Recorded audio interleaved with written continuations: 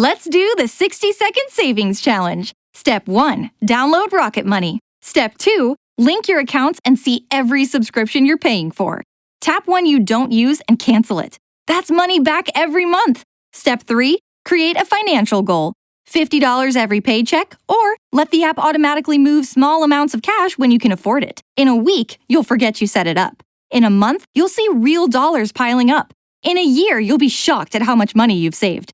Bonus challenge, upload an internet or phone bill and let Rocket Money try to lower it. You only pay if they find you savings. On average, Rocket Money members can save up to $740 a year when using all the app's premium features. Users love the app with over 186,000 five-star ratings. Make saving money the resolution you actually keep. Start the 60-second savings challenge at rocketmoney.com/cancel. That's rocketmoney.com/cancel. rocketmoney.com/cancel.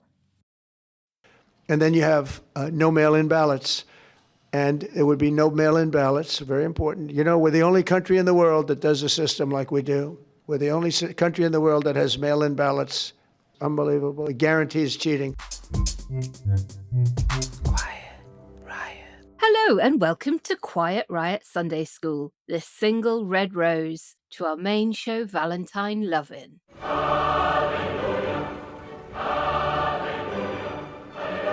I'm Naomi. And I'm Alex. Hello, Naomi. Hello, my love, my amour. How are you, stranger? I'm all right. Are you right? Any plans for Valentine's? We're recording this, obviously, just before the evening of Valentine's, even though you will hear it just after Valentine's. I am spending it with my one true love, Ian Dunt. Are you serious? Yeah. Oh, brilliant, brilliant. Yeah, how about you? Are you double dating or what? Yeah. How about you? Oh, that's cute. No, we're just having a sort of nice dinner at home. Nice. Would you say you were a romantic? Yeah, I think so. I mean, Oh. I guess everyone thinks so, right? We are both quite romantic in a way that somehow makes Valentine's less special.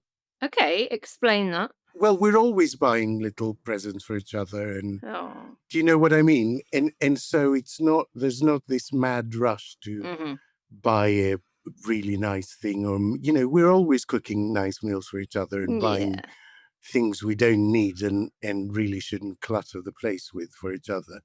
I guess that puts less pressure in this one day. How about you? Well, you know the whole love language thing that clattered into our lexicon a few years ago. Yeah. And my husband's love language, without question, is acts of service.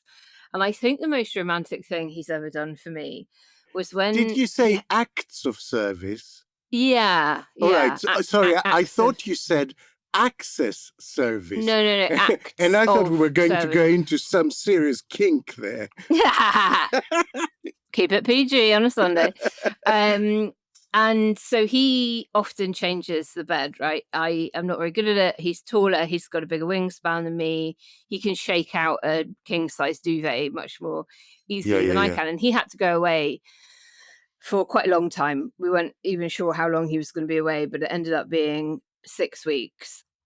And after he'd left, I noticed that he had put 3 sets of pillowcases, 3 sheets, and 3 duvet covers on the bed, so that every 10 days or so I could just take one off. Yeah. Oh my God, that is the most adorable thing I've ever heard in my entire life. I love Paul right now so much. That is very sweet. Oh, that's brilliant. I have to say, it's my other half as well that does the bed sheet changes. I think this will sound terrible, but I think because I am quite comfortable with both my smell and his smell, in fact, I kind of like it. So it occurs to me more rarely that, oh gosh, we need fresh sheets or whatever. So he tends to do it, but he does this weird thing. He's going to be listening, he listens every Sunday. So he does this weird thing where even though we've got loads of sets of bed sheets, he doesn't go from one set of bed sheets to another.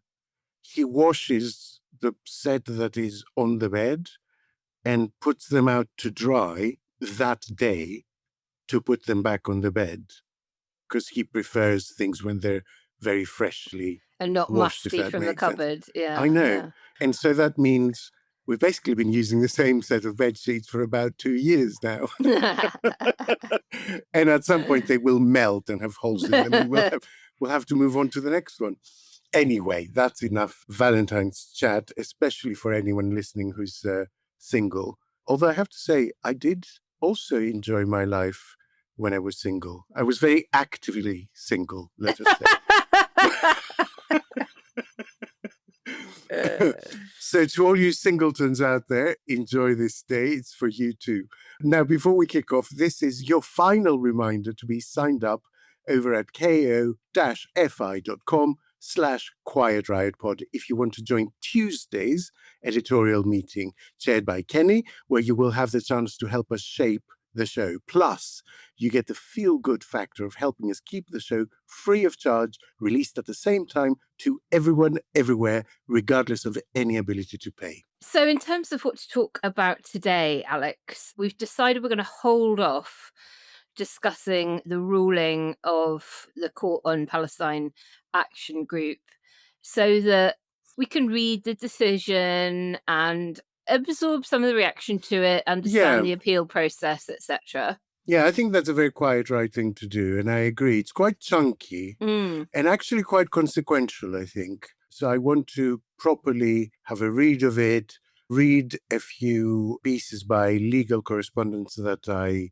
respect, and give it a bit of time to settle, and also see what they plan to do, because they might appeal very quickly. I would really like to talk about European security and defence, however. NATO leaders have met this week, but without Pete Hegseth. And this weekend, of course, the Munich Security Conference is taking place. Yeah, it's a big week for it, isn't it? I have some thoughts, but mostly questions for you. Okay. Also, as a Quiet Riot resident football aficionado and resident migrant, shall we tear Jim Ratcliffe a brand new player's tunnel? It is a perfect follow-on from our Britishness discussion with Jeevan Sunda earlier in the week, I think. It really is. I mean, what a piece of work Jim Ratcliffe is. I'm going to enjoy that. So if we have time at the end, could we maybe also take a moment to comment on Nigel Farage having a total meltdown over working from home, while I add, Reform UK are currently advertising remote working roles. They're not. You're making it up. I'm not. Oh, that's brilliant. In fact, why don't we also talk about what our policies would be that would sink our campaign completely? What would be your dementia tax? My pasty tax. All right, let's kick things off. Quiet Riot. This week, the US Defense Secretary Pete Hegseth skipped a NATO meeting altogether, dispatching his deputy, the spectacularly Washington-coded named Elbridge Colby, in his place. A year on from Washington's not-so-subtle warning that Europe needs to start paying for and planning for its own defence, the central item on the agenda was exactly that: how Europe steps up, spends more, and stops assuming the cavalry will arrive with a Stars and Stripes badge on it. No sooner had that meeting wrapped up than the Munich Security Conference began, and Keir Starmer turned up without the usual travelling Westminster press pack with him. And in his speech, he floated the idea of a multinational defence initiative, joint procurement, shared capability, making rearming Europe faster and cheaper. Meanwhile, back home, Rachel Reeves, Chancellor, was at the LSE with Bruegel, making a distinctly pro-European noise about growth, cooperation and economic resilience. Let's have a little listen.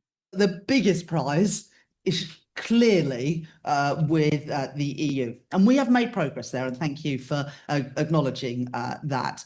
You know, the same arguments apply on the economy, but the urgency in defence, I think, is unarguable. You know, Russia is not going to sort of sit on the sidelines and wait for the next ECOFIN meeting, and we need to crack on as well. And so I sort of share some of your frustrations that these conversations have been going on for a while, but we haven't yet come to a solution. But our Cabinet Office Minister, Nick Thomas-Symonds, along with our lead official, Michael Ellam, and our Ambassador, Lindsay Appleby, have been working really intensely to rebuild that trust that was lost not just at the time of the referendum, but actually in the years leading up to the referendum. The truth is, economic gravity is reality, and almost half of our trade is with the European Union. We trade almost as much with the EU as the whole of the rest of the world combined. And so, I'm all up for doing deals with India and the US and Korea, but none of them are going to be as big as what we can get through better trade relations with Europe. So is this coincidence, choreography, or is the government quietly laying the groundwork for a more serious European pivot framed less as romance and more realism? Dare we ask, is pro-Europeanism becoming less a culture war and more a security strategy? Alex, you're a Starmer watcher. Do you think that he's effectively, not in a stalker way? That sounds so perverted, doesn't it? Always a bit of a Starmer watcher. Okay, kink. Do you think he is effectively trying to build a defence-only EU, like Schengen, but for tanks, that might sit adjacent to the main political union, precisely so that we can plug in without reopening the whole Brexit settlement? Yeah, I mean, I wonder if he listens to this podcast. I'd like to think that he does. Yeah. It's something that we've discussed quite a few times, haven't we? Yeah. How basically security and arms manufacturing can become a kind of backdoor to a defense union, which can lead very naturally to dynamic alignment with the single market. Because you're talking all kinds of stuff, right, that is ancillary but used in arms manufacturing. So you would necessarily be talking about chemicals, you would be talking about metals, you would be talking about emissions. All of that stuff would need to align for this to be a reality. And so I think it would be a really elegant way of getting closer to Europe, of anchoring ourselves back into the European regulatory system without having that horrible debate about the single market. We must build our hard power because that is the currency of the age. We must be able to deter aggression. And yes, if necessary, we must be ready to fight, to do whatever it takes to protect our people, our values, and our way of life. And as Europe, we must stand on our own 2 feet. That means being bolder. It means putting away petty politics and short-term concerns. It means acting together to build a stronger Europe and a more European NATO, underpinned by deeper links between the UK and the EU, across defence, industry, tech, politics, and the wider economy. Now, we are not the Britain of the Brexit years anymore, because we know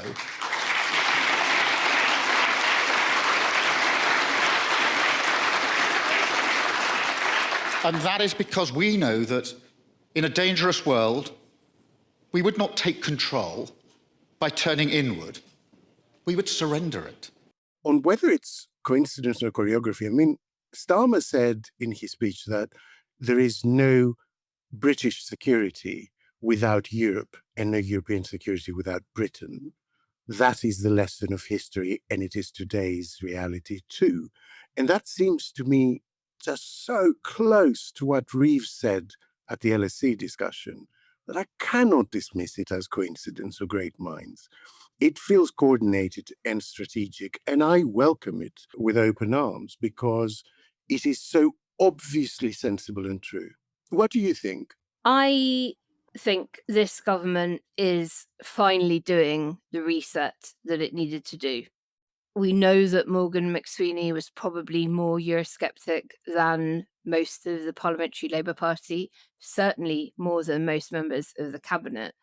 And I don't think it's a coincidence that in the week he leaves, suddenly both the PM and the Chancellor come out front-footed, full-throttled, making the positive case for the UK and Europe to be aligned, whether on trade, whether on defence, security.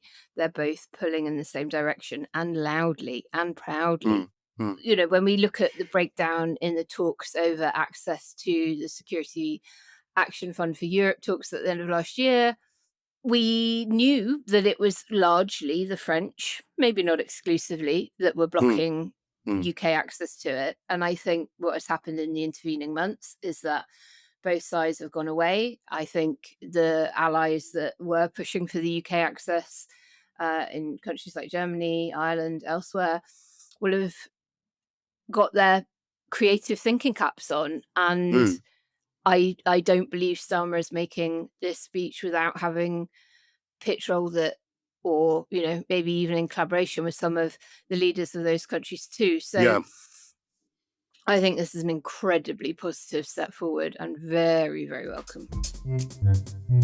Quiet, Riot.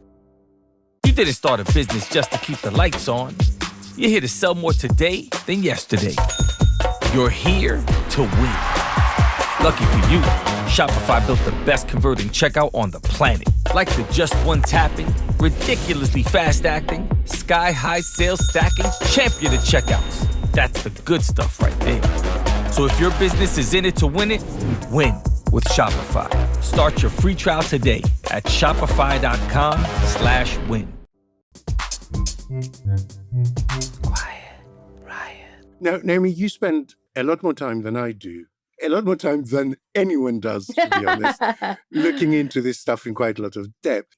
Is joint weapons procurement genuinely about efficiency and interoperability, or is it mainly a political gateway to deeper institutional alignment with the EU? Because those two are subtly different, aren't they? They are. One means basically you can't have it without alignment, and the other is we want alignment, and this is a really good way of getting there, if you know what I mean. Absolutely. And frankly, I don't care which way around it, whatever means you need to get to the end of alignment. But I guess, is it honest, or could it be taken apart by a right-wing paper that opposes it? Could they point to you not needing any kind of such things for efficiency? This is what makes it clever, because the right will have a much harder time attacking it when it is about security, when it is about defense, when it is about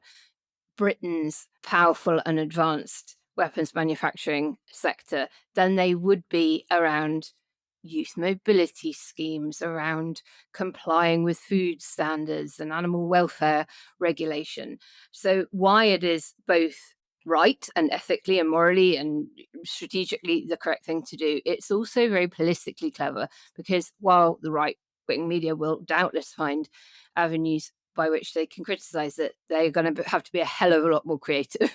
There is also, I think, something historically, I guess, balanced to it or cyclical to it, in that really the very first element of what then became the Treaties of Rome was the European Coal and Steel Community, which was based on the Schuman Plan. And that was entirely about defense cooperation.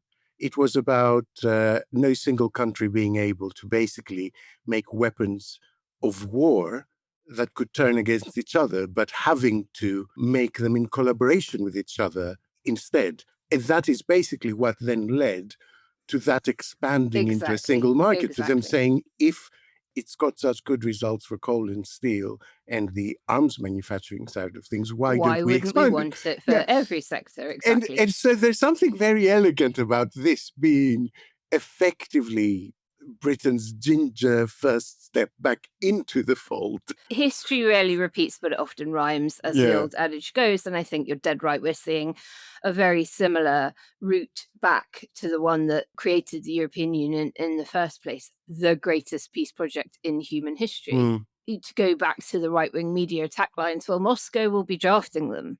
And again, that is difficult terrain at the moment, particularly for people like Nigel Farage and other leading Brexiters.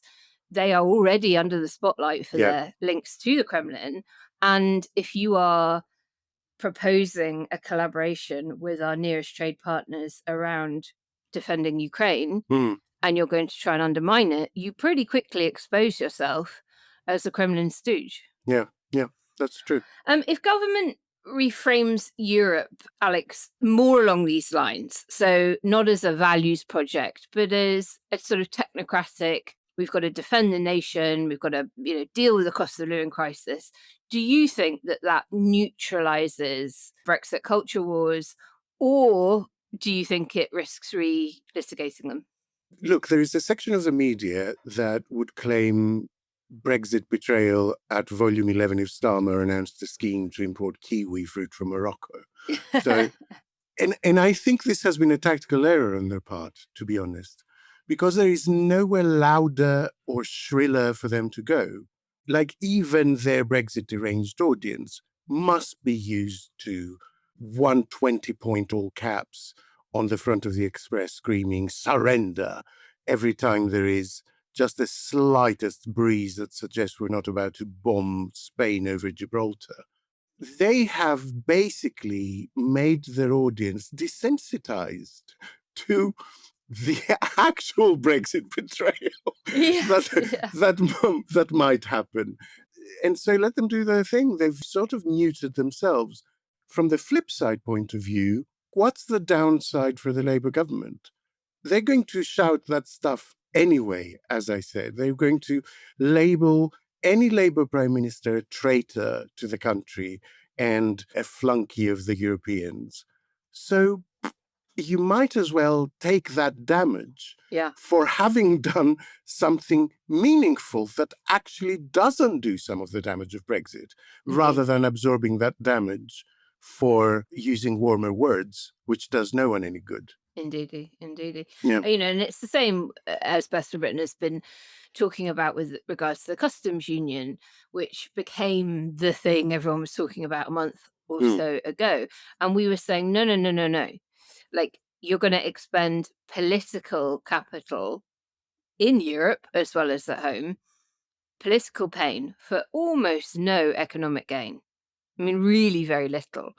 So if you now find yourself having the appetite to weather some political pain, at least bloody well do it for something meaningful that will then help to improve job prospects in the UK, bring down prices at the supermarket, at the petrol pump, heating your own home, rather than spaffing that goodwill on something that gets you 0.03% GDP growth. My worry, and I think this is something that you have sort of hinted at before when we were talking a couple of months ago, is there a risk that by landing on this so late in the day and really at their height of their personal unpopularity, this government will take a thing that is genuinely popular, like every poll we look at wants a closer relationship with Europe, and turn it into something to oppose just because so many people dislike this government? Which is what we had in 2016. You have this terribly arrogant Prime Minister, David Cameron, who thinks it's the right time to spin the roulette wheel on our relationship with Europe after 6 years of damaging austerity, in the height of national hysteria about an international football competition, no less, and loses. Austerity shared with Clegg, right? And then the two of them appoint themselves champions of Remain. And we know that a lot of people who voted Leave did it to kick the government rather than because they had an appreciation for what leaving the EU would mean for them, their community, etc. So there is a risk. Yes, there is. And would I have loved them to have embraced this the day after the election when they were riding high, having won a landslide and were going to be given a bit of a honeymoon period? Yes, of course I would. But better late than never. And when I look at what the data is showing me at the moment, it is not telling me that people will turn off the EU just because it is an unpopular government delivering it. To announce the single largest deregulatory action in American history. That's a big statement in American history. And I think we can add the words by far. Under the process just completed by the EPA, we are officially terminating the so-called endangerment finding, a disastrous Obama-era policy that severely damaged the American auto industry and massively drove up prices for American consumers, prices went up incredibly for a worse product, a big factor in making our country great. If you look at some of these cars, they didn't even work. They had computers all over the place trying to save a half an ounce of fuel. We have fuel for the next 500 to 1,000 years under our feet, and they're trying like hell to save a half an ounce of fuel. The whole thing is just crazy. Alex, Trump is also in the middle of a reverse ferret. This time, and for him, it's on environmental standards in the US, including for factories. Tell us a bit more. So basically, he is undoing the part that says when you do anything, you have to consider the harm that does to people who share your environment. Think of air quality, for example, standards in London. When you say that air quality cannot be below X, because that actually hurts people, that actually causes damage to your residents' health. And so you say to the mayor or whoever is running that city, it's your responsibility to implement measures to keep air pollution under these minimum standards. So he's cancelling basically all those standards at the federal level for the entire country and saying, not just drill, baby, drill, but pump out as much toxic, dangerous stuff as you want. Yeah. Now, the West has spent 2 decades implicitly suggesting, sometimes explicitly, that countries which refuse to cooperate on environmental standards are basically rogues. They're engaged in a form of environmental warfare almost, right? Because we all suffer that damage of climate change and global warming. So we have managed internationally, I mean, as a global community, we've managed to carve out a space in which even China, whether it's at a point where we consider it a partner or an enemy, is cooperating in these aims. You could sit down and talk to even Iran about water quality, even if they're outside the room on every other issue. So the US turning away from these goals as a huge economy and as a huge global player, and as a former sort of advocate of that kind of moral responsibility globally, is just immensely harmful. Yeah, I agree. And it can only have 2 outcomes. Either everyone else doesn't join in with this reversal and ends up with a huge competitive disadvantage because having standards costs manufacturers money. Suddenly, that means more trade isolation is more non-tariff barriers, maybe even tariffs, because protecting your markets from cheap American goods suddenly becomes essential. Yeah. Or worse outcome, other big players use it as an excuse to also backtrack on their commitments. What's the point if the big guy isn't doing it? Yeah. Because they can say, we need to compete. You know, this is genuinely the one area in which the world had made some progress. It's the one area in which we could look the next generation in the eye and say, we had that difficult conversation and it didn't go all the way, it didn't go as far as it should have, but we went forward with it. And it was difficult and it was costly and it was painful and took a long time. And now we're not talking about an American administration making it static, like making no further progress, which was a little bit what happened, Trump 1.0. We're actively going backwards, and this is a disaster. It's an environmental disaster. It's a disaster for global cooperation and cohesion. And I think the world may never forgive America for what it's doing right now. Like, even after all the defense stuff is gone, even after all the security stuff is gone, after all the tariffs are gone, Trump will come and Trump will go. The Trumps of this world always do. But even after all of that is gone, I think the enduring damage that the US is proposing to do to the environment right now will not be forgotten. Quiet, Riot. Let's do the 60-second savings challenge. Step 1, download Rocket Money. Step 2, link your accounts and see every subscription you're paying for. Tap one you don't use and cancel it. That's money back every month. Step 3, create a financial goal. $50 every paycheck. Or let the app automatically move small amounts of cash when you can afford it. In a week, you'll forget you set it up. In a month, you'll see real dollars piling up. In a year, you'll be shocked at how much money you've saved. Bonus challenge. Upload an internet or phone bill and let Rocket Money try to lower it. You only pay if they find you savings. On average, Rocket Money members can save up to $740 a year when using all of the app's premium features. Users love the app with over 186,000 five-star ratings. Make saving money the resolution you actually keep. Start the 60-second savings challenge at rocketmoney.com/cancel. That's rocketmoney.com/cancel. rocketmoney.com/cancel.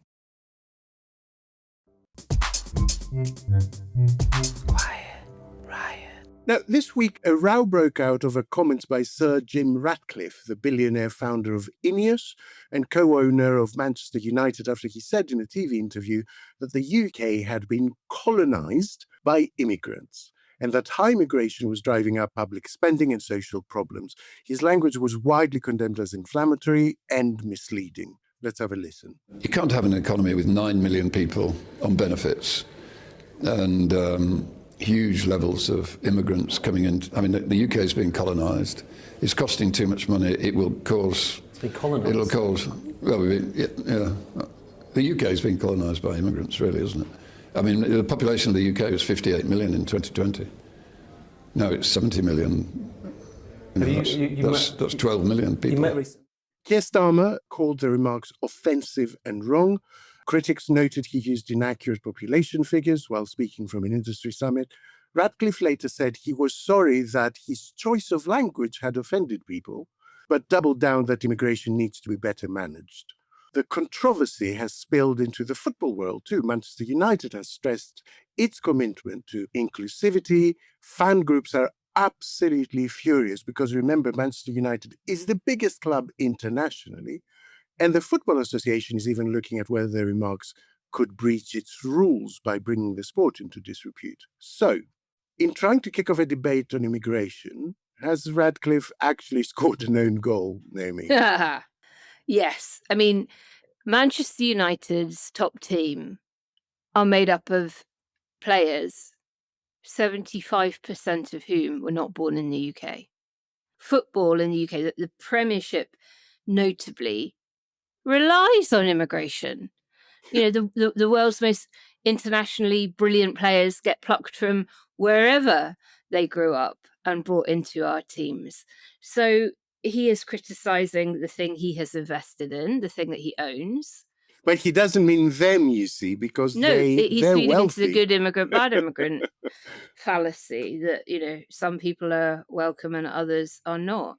And, you know, this is a Brexiter. This is a guy who, despite his industry, he made his money in the chemical industry, chemicals needing that alignment, desperately needing to know whether, you know, they need to comply solely with the rules of their largest export market and they import a fair amount from EU2, or whether, you know, they're going to go it alone with only UK regulations. I mean, he is staggeringly ignorant for a man who's made his money and his investments in and around things that require the free movement of people.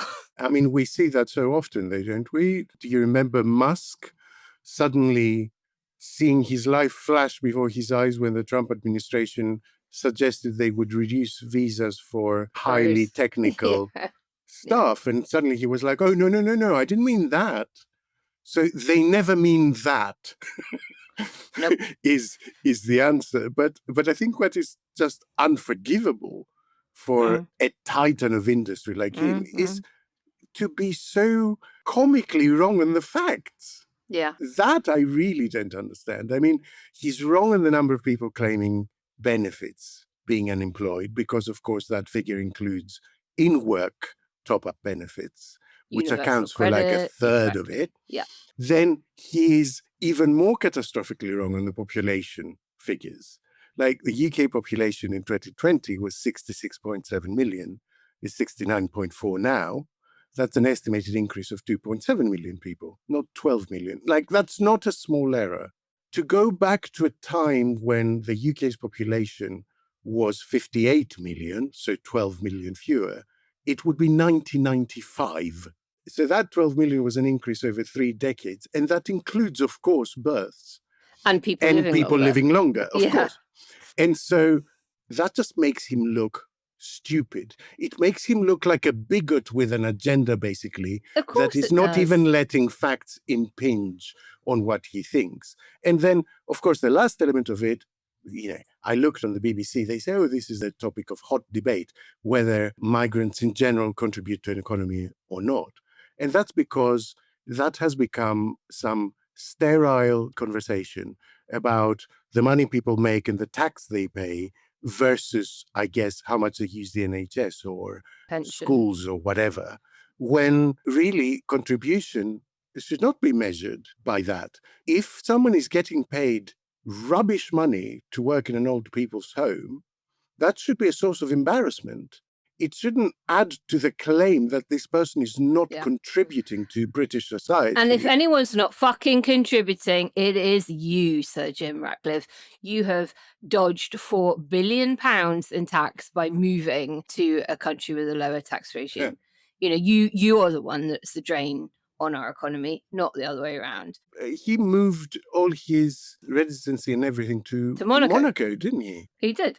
And in a week when we've talked about people being stripped of their titles, Mandelson have his peerage removed. Obviously, Andrew Mountbatten-Windsor no longer a prince. I think London Business School should strip Jim Ratcliffe of his MBA because he can't do maths, not even basic addition and sums. When someone like Ratcliffe uses language like colonised, do you think that is just hyperbole? Or is it legitimately dangerous rhetoric that can make things worse for real people out there in the country? And should he be held accountable for that? And how? Well, he should be held accountable, yes, because whether he meant it in a hyperbolic throwaway fashion or was being very purposefully pointed in using this divisive rhetoric, it felt like he really meant it. The way he said it. There was real hatred there's in his intent eyes, there. right? You believe this. You really believe this. So it's not just me that sensed that. There was a kind of searing dislike for immigrants every time he spat that word out. I agree. How do you hold somebody like that to account? Well, look, it's very, very difficult to strip people of anything, but I do hope that the Football Association give him a very serious rap on the knuckles for it, and I don't buy him out of his share in Man U and say, nah, we're not interested in having a man like you associated with our club. Well, he's got operational control, as I understand it, at the moment by virtue of having a large share, but it is a minority share. Yeah, he's a major minority shareholder. Yeah, so if other minority shareholders that are under that umbrella either withdrew their support or joined together to make a slightly bigger block, they could actually do that to him. Get out of my football club. This is not what Manchester United should be for. You should not be using Manchester United to further your political arguments. If you want to do that, resign and go and join Reform. I'm an immigrant myself. I've been here for over 20 years and I think everyone has a part in the community. I think he should live in the UK and pay his taxes. End of. Otherwise, he should have his knighthood stripped off him. Manchester is built on immigrants, right? From the Irish to, we've had everyone. It seems a really weird thing to say.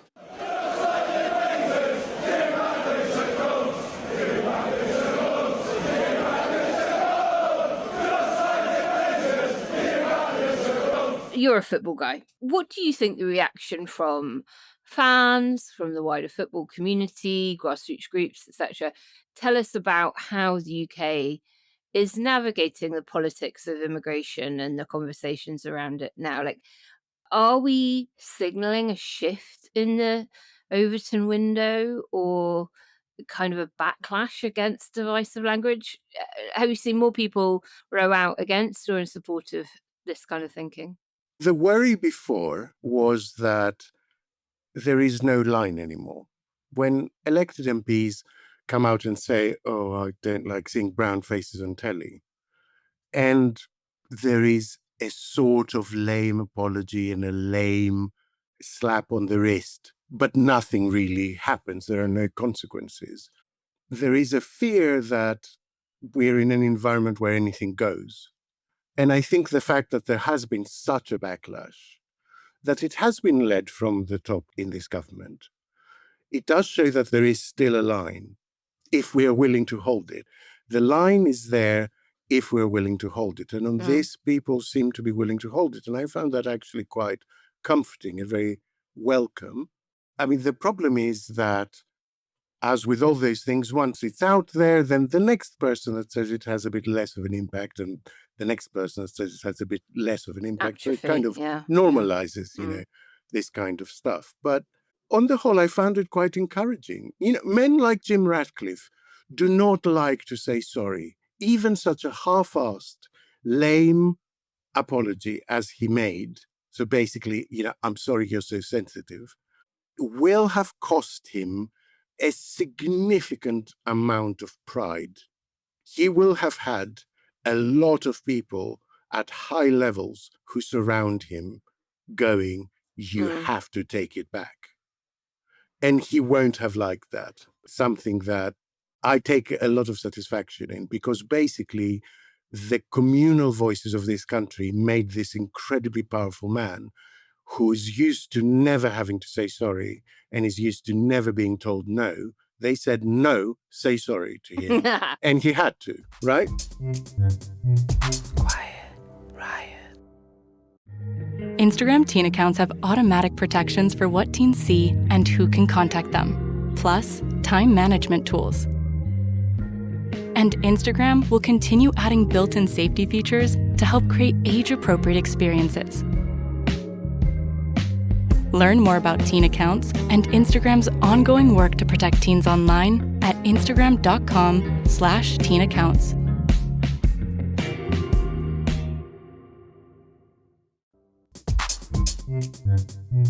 Quiet Riot. Never one to miss a moment to jump on a xenophobic bandwagon.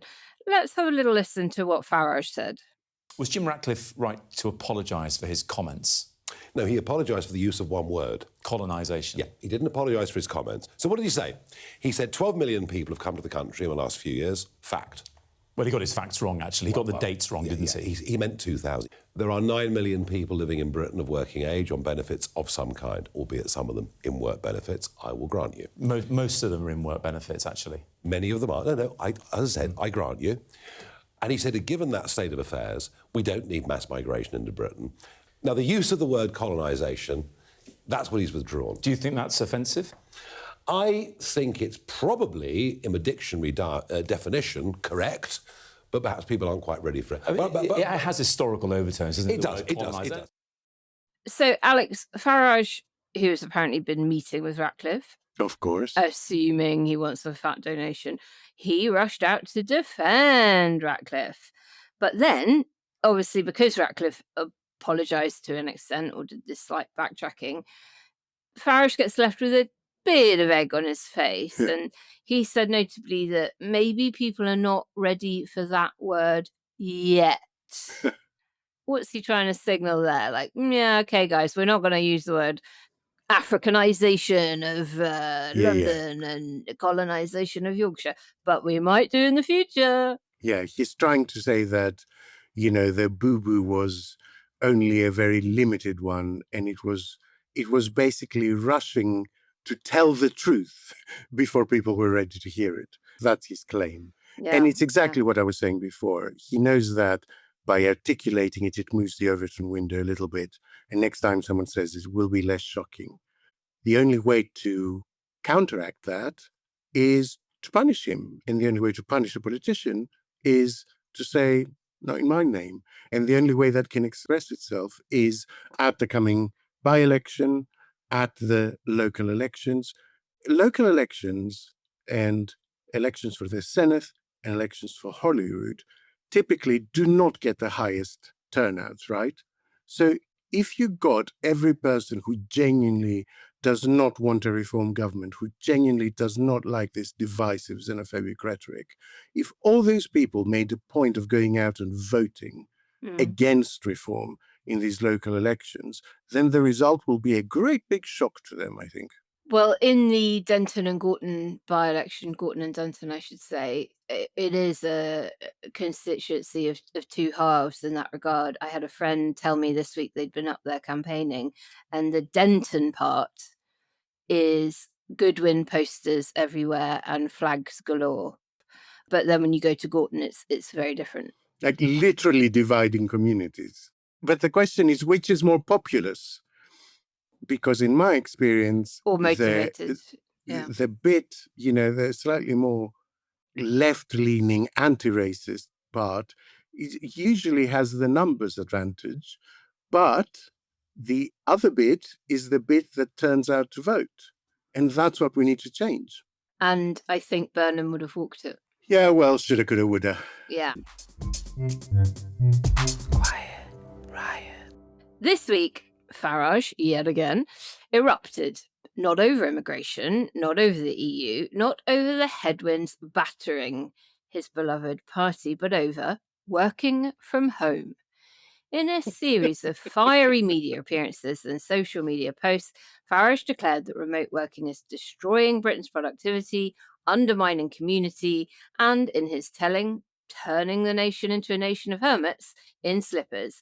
He accused employers of coddling staff with flexible arrangements and urged a mass return to the office, sounding at times less like a political leader and more like a disgruntled school headmaster forced to cancel sports day. I want us to be the champions of have a go Britain.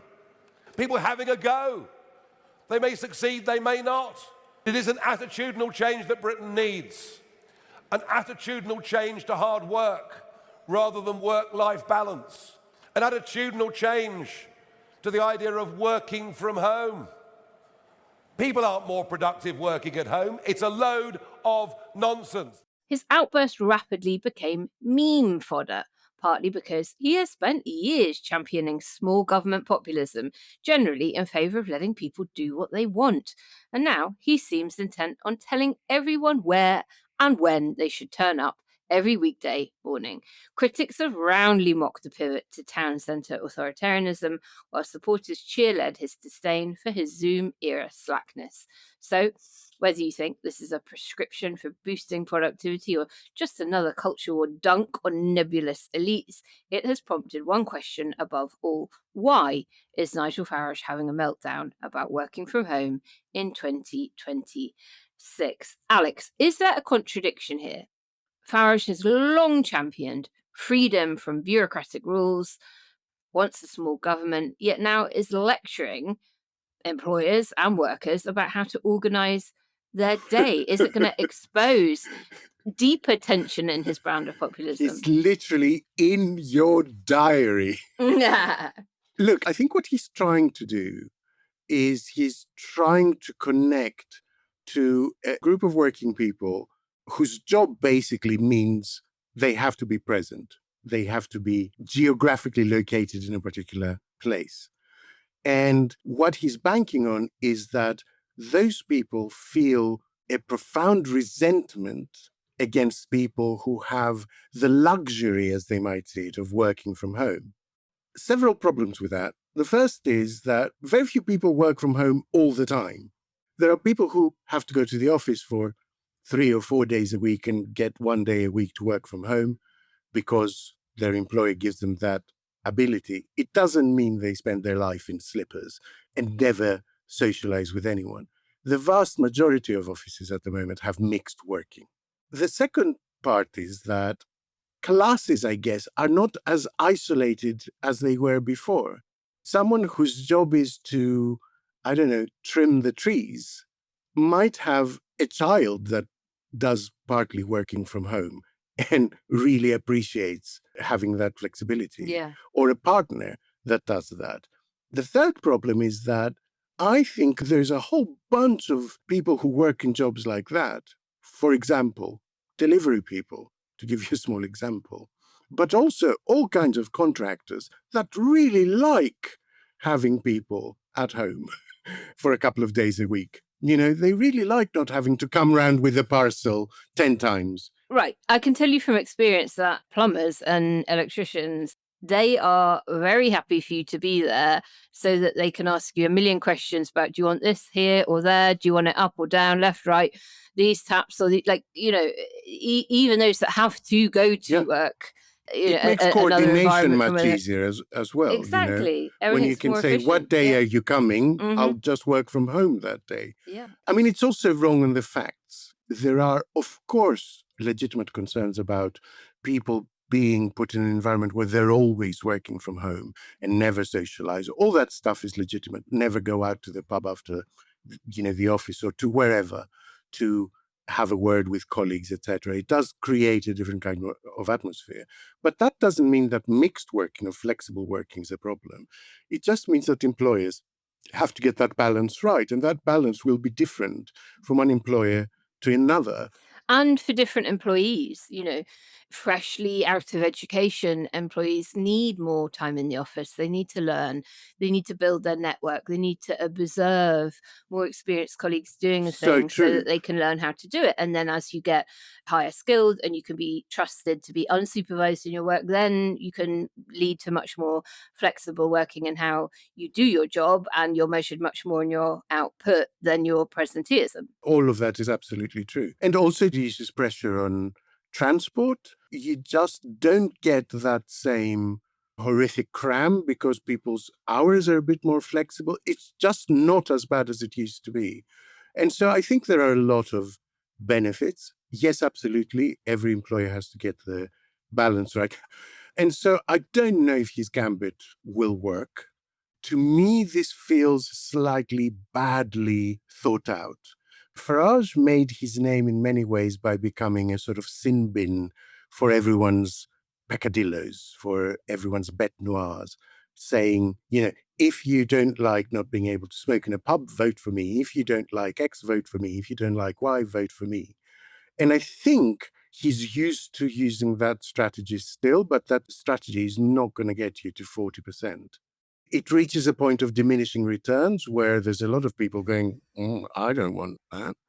Or, he has done the calculation that I can only hope to get votes from people who do work that requires them to be out of the home, taxi drivers, whatever, and local business, small businesses that are suffering from the shift away from the 5-day-a-week 9 to 5, the sandwich shop, the pub. You know something though, Naomi, for every sandwich shop in WC1 that is suffering from it, can I tell you that the food places on my high street at lunchtime have never been more vibrant, actually, because, for every big chain that is seeing diminishing footfall in its coffee shops in the city of Westminster, there is a small local place that's seen a big upswing to the people who go and get their sandwich. And of course, even the ones in the city are adapting to twat Tuesday, Wednesday and Thursday by,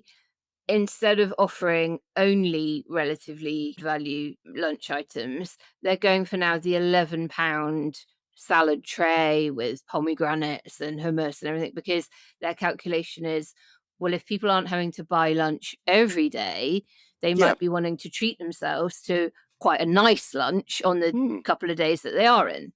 The funniest bit of the miscalculation is that it has made people look back to Farage's working record. Nigel Farage is the king of working from home, or working from Florida. Working from bloody anywhere he chooses. I saw someone made a Freedom of Information request to the House of Commons for Farage's attendance record, and got the reply that this information is not held by the House of Commons, as we do not keep formal attendance records for members, because effectively they're self-employed, right? I think that's wrong, by the way. I think the House of Commons should keep an attendance record. But we can look at Farage's voting record. And I did. You'll be glad to know. So since being elected, Nigel Farage has voted 162 times. Now, let's compare that, for instance, to Richard Tice, who has voted 235 times. So that's quite a significant 30% more than Nigel Farage. And we're looking at someone who was elected at the same time for the same party. And lives in Dubai. So I'm not... Exactly. That's one big commute. Miata Fanbule a friend of the podcast, 306 times. And she's a junior minister. They often get paired and often have a legitimate excuse not to go to votes that are not particularly controversial, I guess. Sean Berry, elected at the same time, party of a similar size to Reform, she has voted 336 times. And that is elegantly just over twice the times Well done, Sean. that Nigel Farage has voted. So we can look at that, and we can look at his record as an MEP. In 2019, when Byline researched attendance and amendment contributions, out of 751 MEPs from 28 countries, Farage's record was the third worst of everyone, and joint worst, having made 0 amendment proposals. So he contributed nothing to any legislation and only showed up just over half the time. Yeah, pocketed the pension. So on that, I would agree with him. There are some professions which require you to be present, and being a member of parliament, Mr. Farage, is one of them. To round this off with a laugh, what would be the policy that would sink your campaign, Naomi? You're only allowed to work from home if you wear a tie. You can have your slippers on, shirt and tie. Why? I'm just thinking, wouldn't that be Women a ridiculous too. thing that would probably... Yeah. Everyone. That would go down like a lead balloon. That would get everyone back in the bloody office as well. It would be like, I'm not sitting at home trussed up like this. Could you wear only a tie? You could. The rules are you have to wear a tie. What about you? I've got a slightly more serious direction. I would give 1p off income tax to everyone that turned out to vote at the last general election, thereby not making it compulsory, but giving a very serious incentive to people to do their civic duty. What do you think of that? I love it. But I mean, it would, 10% drop in popularity if I suggested that to a British audience. Like, there's one thing you hate even more than cute jumpers, I think, and that's being told you have to do something. Like going to work. Right, and that's the end of the show. We hope you enjoyed tuning in once more. And if you did, then please leave us a review or a new review, because, you can leave us as many reviews as you want, by the way. Even if you've rated us on whatever app, you can go and leave another review. And don't forget to like, subscribe, follow us, all that good stuff. We are very excited for the online editorial meeting on Tuesday. So if you want to be at that, head over to ko-fi.com/quietrightpod and sign up as a backer for a £5 a month, and you'll get your invite from Kenny by Monday. As ever, back on Thursday with the main show. So until then, stay as dry as you can. Ignore the commercialization of Valentine's Day and just be nice to each other. And remember that we love you lots and lots. Bye. Bye. Quiet Riot is an audio production by Cooler Heads with Naomi Smith and Alex Andreou. Produced by Kenny Campbell. Music by Mariana Sangeeta. Artwork by Simona Canelu. And edited by me, Alex Reese. Quiet Riot. Do you feel safe in London? No. I've got to tell you, yesterday I walked from my home in one of the most well-heeled, upmarket, you can call it, areas of London, and an individual walked past me. I literally walked off the pavement into the middle of the road, kept a very close eye at 8 a.m., right?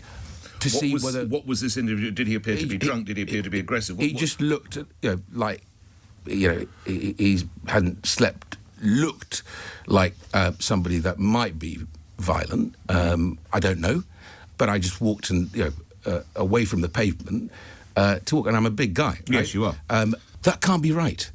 We have to basically send a very clear message to every police force that if you need additional help, if I were Home Secretary, I'd be calling the Chief of Police saying, listen, if you need help, we'll send the army in, right? We have to send a very clear message to every community that you can't just go on the streets and threaten others.